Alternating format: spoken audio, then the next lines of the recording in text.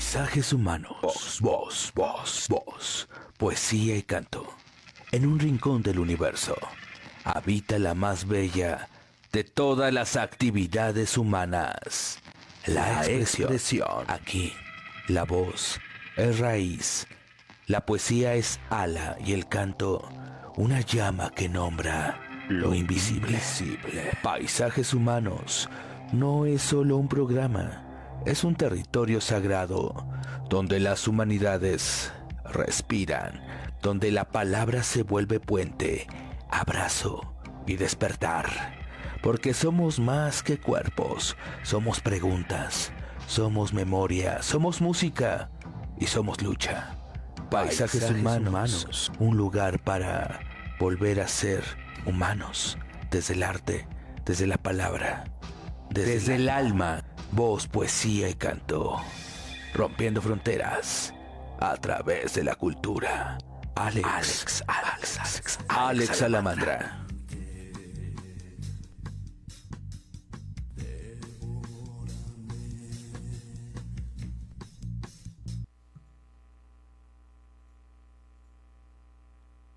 ¿Qué tal? ¿Cómo están? Excelente tarde hoy de Venus, por cierto, ya 27 de junio de este 2025. Es un gusto para un servidor abrir la puerta para que ustedes, amigas y amigos de este espacio, Paisajes Humanos, abran esa puerta junto con las personas que construimos esta actitud, esta posibilidad, esa respuesta a lo que nosotros pensamos problemática y este aporte social, esta puerta a la actividad más bella del universo que es la expresión. Es un gusto para un servidor Alex Salamandra recibirles esta tarde de Venus en nombre de mi compañero Benjamín Vázquez en los controles, Benjamín Vázquez en los controles, Paisajes Humanos, donde hacemos activismo cultural. Tenemos el gusto de conectarnos con ustedes, agradeciéndoles que nos van a dar parte de su tiempo, parte de su espacio para compartir un tema muy importante. De entrada quiero agradecer al invitado que está hoy aquí con nosotros. Él es licenciado en Ciencias Políticas por la Universidad Nacional Autónoma de México y también maestro en Ciencias Políticas por la misma universidad, la UNAM.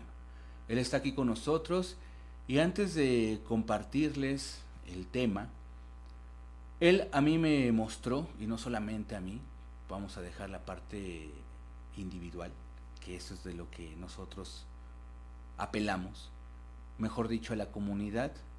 de la Universidad Autónoma de la Ciudad de México, Plantel del Valle, nos compartió conocimiento, nos compartió una mirada diferente de ver. En ese sentido, la filosofía, a los que tuvimos la oportunidad, a las que tuvieron oportunidad de compartir con él el seminario de hermenéutica o el seminario de autor de Michel Sandel, saben de lo que me refiero. Salimos contentos, contentas de que él nos compartió. Así que con nosotros hoy, para hablar de bien común, el maestro Arturo López Pedromo. Bienvenido maestro, ¿cómo está?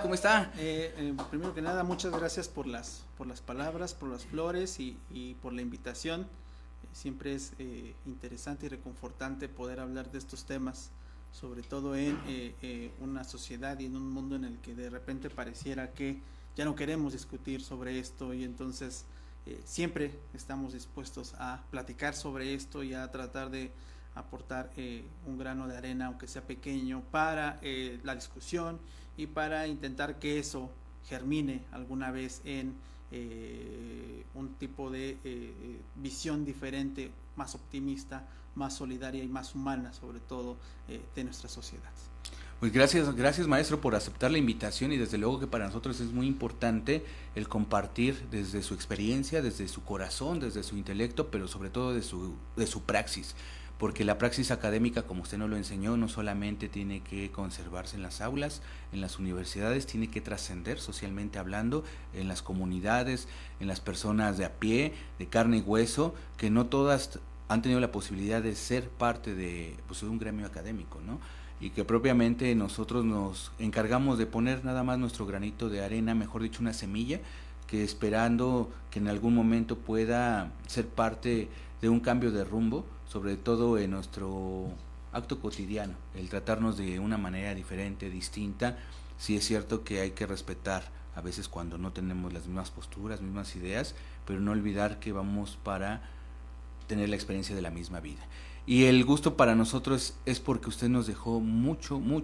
que pensar, mucho que reflexionar, y sobre todo nos aportó. Las personas que pretendemos dejar esa semilla que, insisto, o una huella en el alba,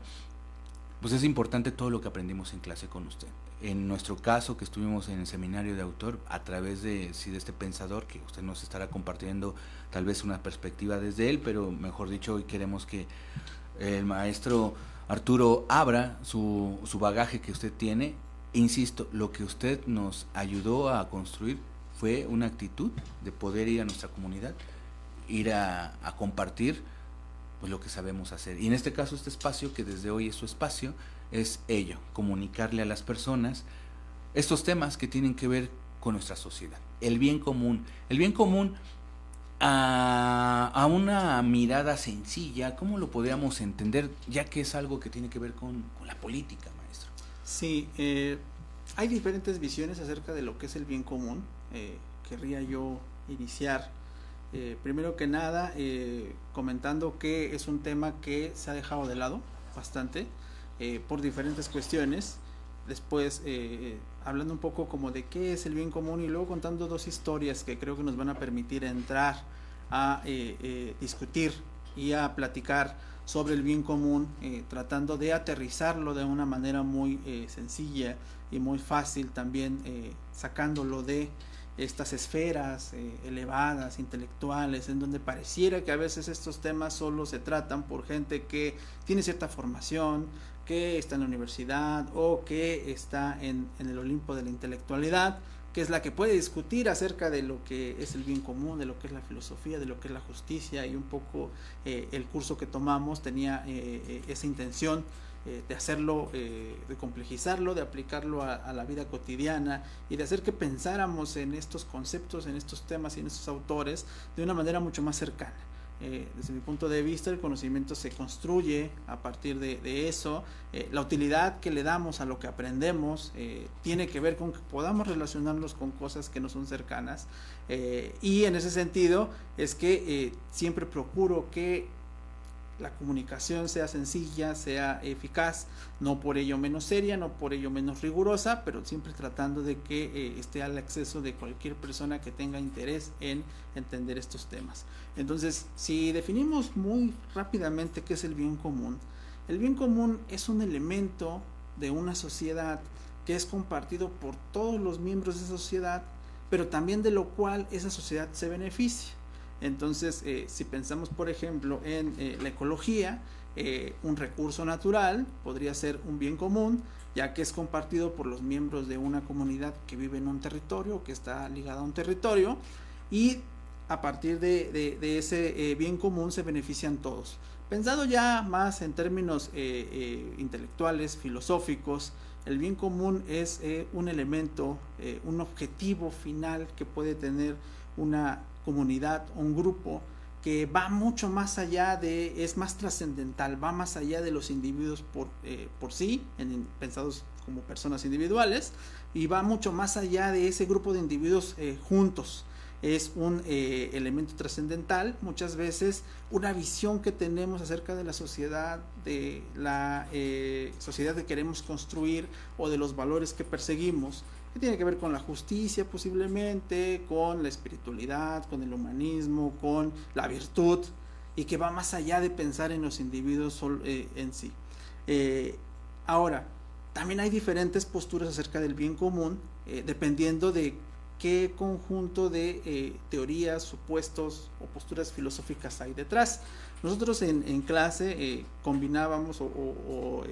confrontábamos dos posiciones acerca de el bien común y de la justicia, que tenían que ver con la que impera ahora, que deriva del utilitarismo y que está pensando en términos utilitarios e individuales, frente a una postura que está pensando en el bien común y en la comunidad antes que en el individuo. Entonces, tenemos por un lado lo que impera actualmente, que tiene que ver con el liberalismo, con la democracia, con las libertades y con los derechos y con una autoridad, un Estado que va a garantizar que esa libertad se le dé a los individuos y que tengan un conjunto de derechos para que ellos sean libres de elegir los valores que quieran, cuales sea que estos quieran. Lo importante o la idea del bien común, según esta postura, es que el bien común tiene que ver con estas instituciones,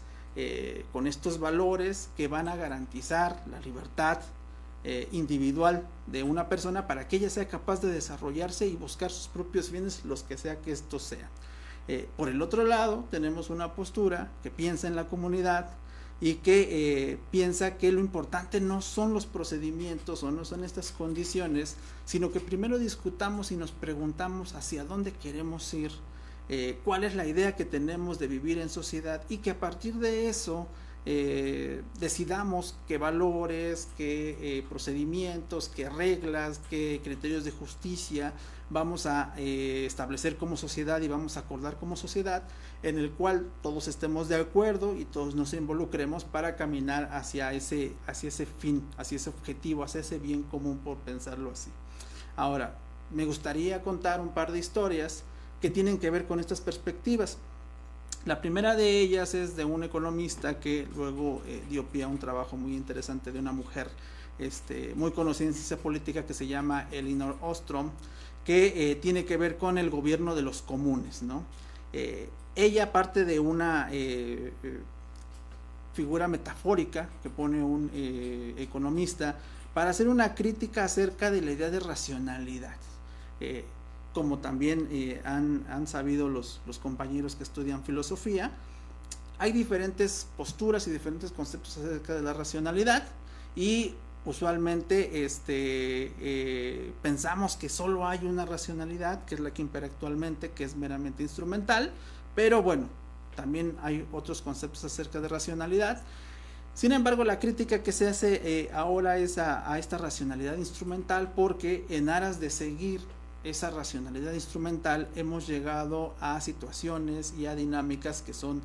completamente absurdas y completamente deshumanizantes si las pensamos en términos morales y éticos. Cuando miramos a la luz de la ética y de la moralidad ciertas dinámicas, nos damos cuenta que por muy racionales que sean, por muy utilitaristas que sean, atentan en contra de la dignidad humana y de nuestra solidaridad como comunidad. En los cursos que tuvimos hablamos de varias situaciones de ellas que tenían que ver con la idea del mérito, la idea del bienestar, la idea de la utilidad, del placer, y cómo esta idea de racionalidad instrumental, pero además esta posición de pensar el bien común como el bienestar de cada uno en individual, nos había llevado a una hiperindividualización y también a límites que atentan contra todo elemento moral, ético, espiritual y humanista. Entonces, bueno, procedo a contar una de las historias o esta primera metáfora. Este economista pone un ejemplo. Dice, supongamos que hay un pastizal en el cual hay un conjunto de pastores que hacen uso de él y llevan a sus ovejas a pastar. Entonces, inicialmente estos pastores van al pastizal, dejan que coman sus ovejas, cada uno tiene más o menos el mismo número de ovejas, cada uno hace uso de ese bien común, que además uno de los elementos de los bienes comunes es que están al acceso, todo el mundo puede acceder a ellos. Sin embargo, hay alta competencia por ellos y van estas personas, llevan a sus ovejas, durante un tiempo la dinámica está funcionando normal, cada uno actúa de manera equitativa, pero dice él, ¿qué pasa si metemos la racionalidad instrumental a la ecuación? Alguno de ellos de repente se dará cuenta que hay espacios de pasto que no son aprovechados, y entonces en esta idea instrumental, maximalista, de pensar que lo que importa es mi utilidad y que tengo que maximizarla o que tengo que aprovechar los recursos de la manera que mejor me convenga, decido meter más ovejas para que aprovechen ese pasto que no se está aprovechando. Este individuo hipotético está actuando bajo los supuestos racionales, nadie podría decir que no. Sin embargo, ¿qué va a suceder con los demás pastores? Bueno, se darán cuenta que esta persona está haciendo uso de más recursos, y dado que es un bien común que no pueden negarle el acceso, cada uno decide que, bueno, ellos también van a hacer un uso adicional de ese recurso, y entonces cada uno a su vez empieza en esta lógica racional instrumental, a tratar de sacar más ventaja de este bien común. ¿Qué va a pasar? Bueno, que eventualmente cada quien va a tratar de obtener más beneficio de ese bien común, y lo que sucede es que terminan acabándose ese pastizal y posteriormente muriendo todos los animales, todas las ovejas de hambre. Entonces, a esta figura o esta historia le llaman la tragedia de los comunes, porque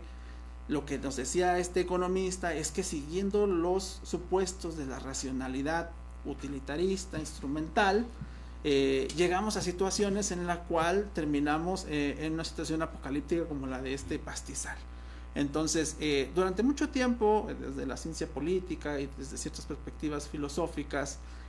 pues esta era una especie de camino del que no se podía uno apartar. El aporte de Elinor Ostrom, en este caso, es justamente cuestionar eso a partir de diferentes ejemplos. A partir de esa historia uno se pregunta, bueno, ¿estamos destinados necesariamente a extinguirnos? ¿Estamos necesariamente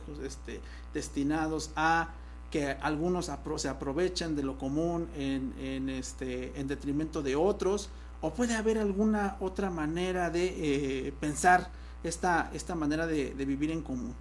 Y lo pensamos sobre todo porque fruto de nuestras circunstancias y de nuestro momento histórico, vivimos en una sociedad en la que esta idea de la racionalidad instrumental, utilitaria, esta idea de la individualidad, de mi libertad, que debe ser respetada a toda costa y que usualmente va a pasar por encima de la libertad y de los derechos de otros,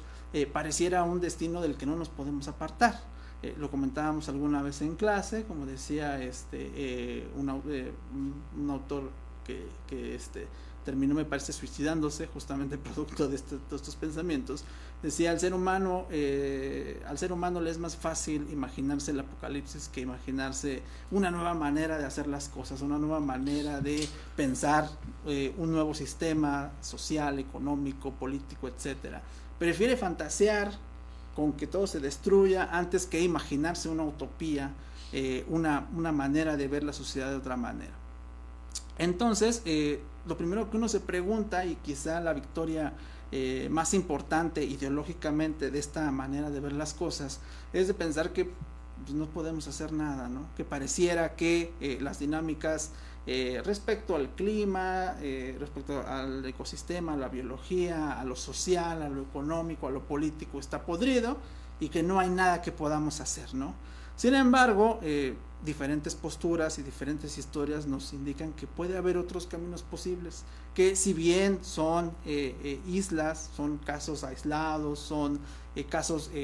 a menor escala, pues no dejan de darnos una esperanza, cierta gota de optimismo para intentar pensar fuera de la caja y tratar de hacer las cosas de manera diferente.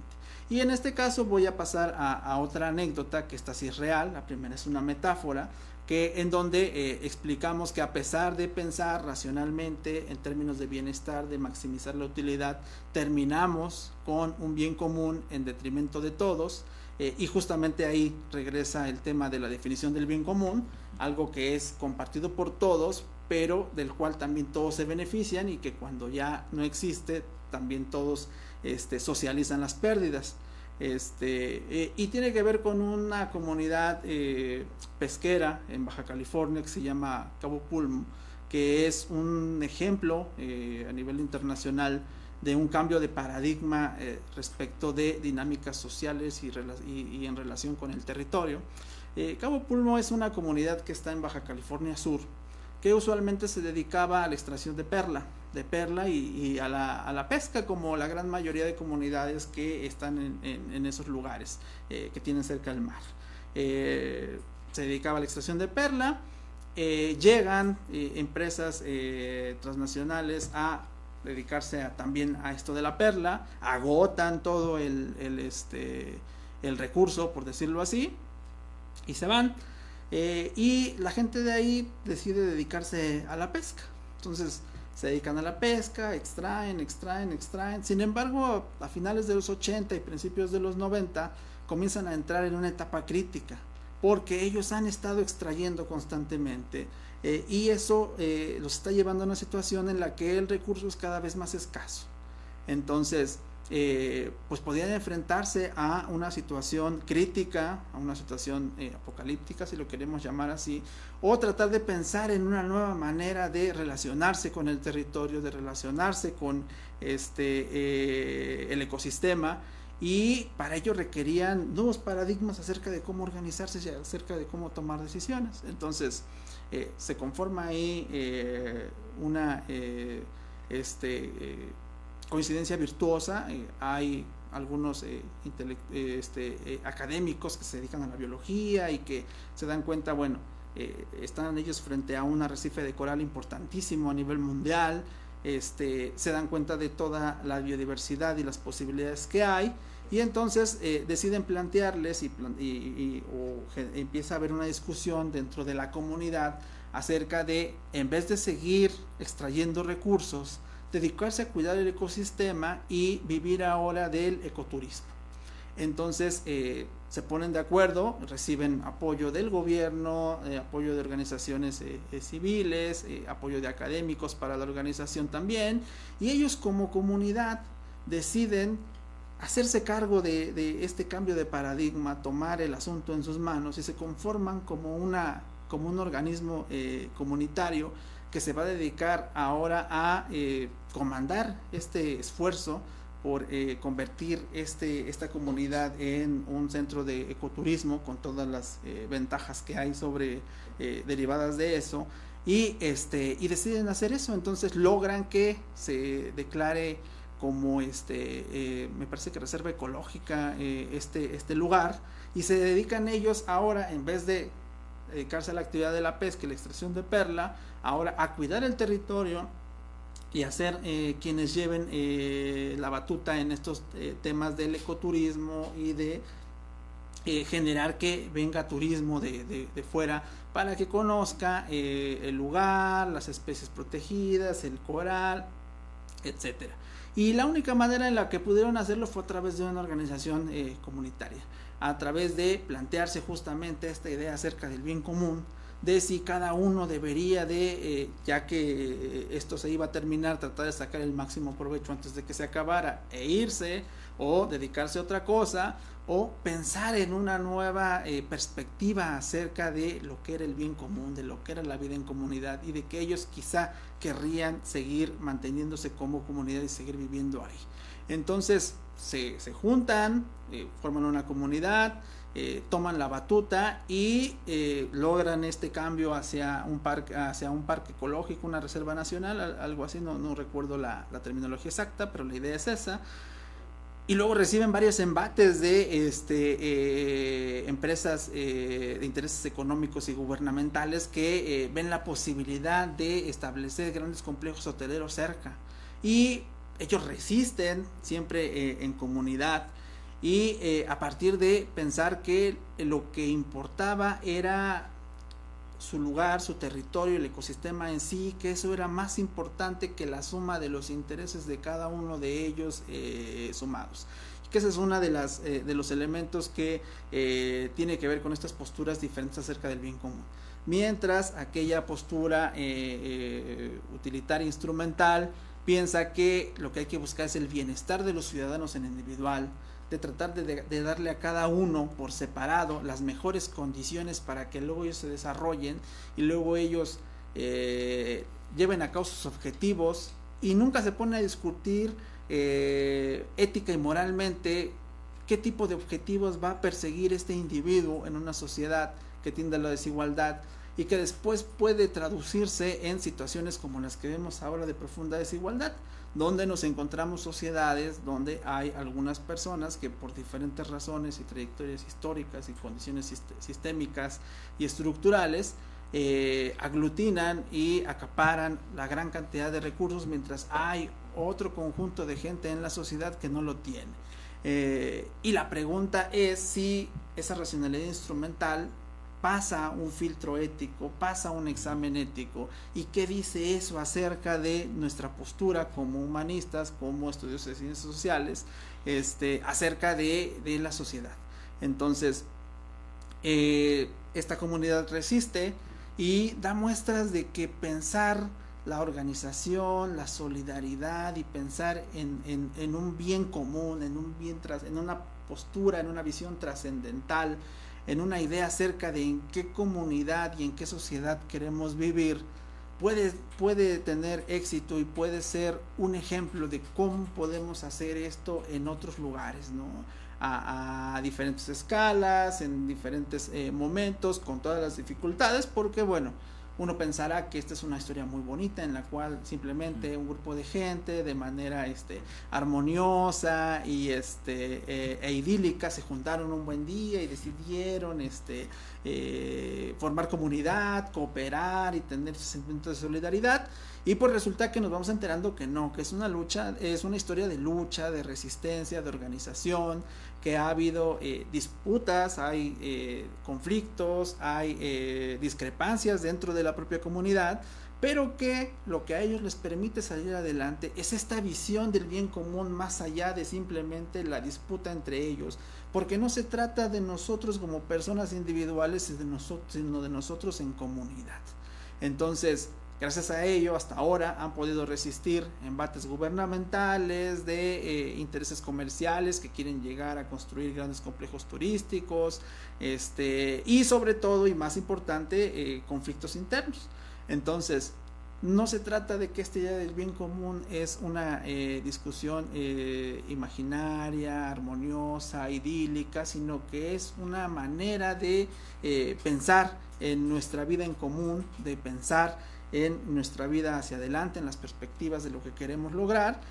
y sobre todo que pensando en que no se trata de nosotros y de nuestros intereses o del otro ese interés que tal vez no me agrada, no me cae bien, sino de pensarnos en comunidad, es que establecemos reglas de convivencia, maneras de resolver conflictos, porque tenemos un objetivo mucho más grande y que nos trasciende a todos. Entonces, hay ejemplos acerca de que pensar de esta manera puede resolver y puede ayudarnos a atender situaciones muy complejas. Y un poco para empezar a complejizar esta discusión es que pensemos desde este lado, ¿no? Que nos demos cuenta primero que esta discusión acerca del bien común la hemos desterrado por diferentes razones, que pensamos siempre en términos de racionalidad, que los temas morales, éticos, hasta espirituales, si lo queremos ver por allá, ya están fuera de esta discusión pública, de esta discusión racional, de esta discusión objetiva acerca de lo que debemos de hacer, de lo que el gobierno debe de hacer, de lo que la organización debe de hacer.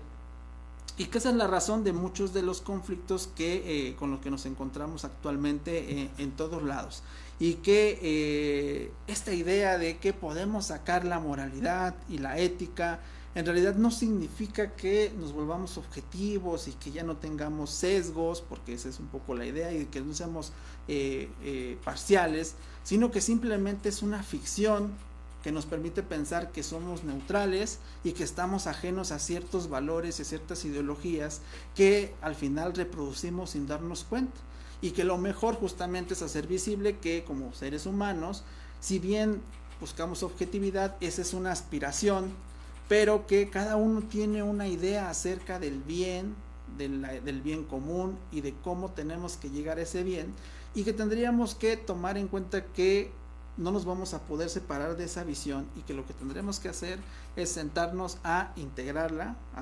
el elefante blanco en la mesa tendremos que hacerlo visible y discutir para ponernos de acuerdo en diferentes niveles en las cosas que hacemos,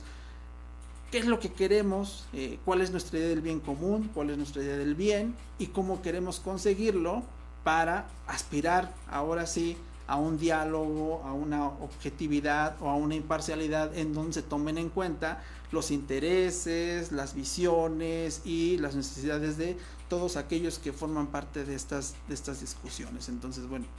si tienes alguna pregunta a partir de la cual podamos continuar, continuaremos con la Sí, charla. claro, gracias maestro, y hay que insistir. Agradeciendo a todas las personas que estén conectadas en este momento, es para ustedes esta propuesta cultural. Y desde luego que sí, para que nos siga compartiendo, maestro. ¿Y qué tanto ese bien común rompe con ejemplo, no? Está esta propuesta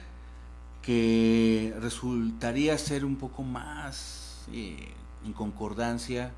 es decir, más armoniosa con una democracia participativa, ¿no? También, digo, metiéndose ya el tema de democracia y qué tipo de democracia, yo aquí pongo la democracia participativa. Pero de repente, supongamos, yo soy aquel ciudadano que yo quiero que se continúe con mi individualidad, con mis intereses propios, es decir, mi ideología, mi forma de pensar esta realidad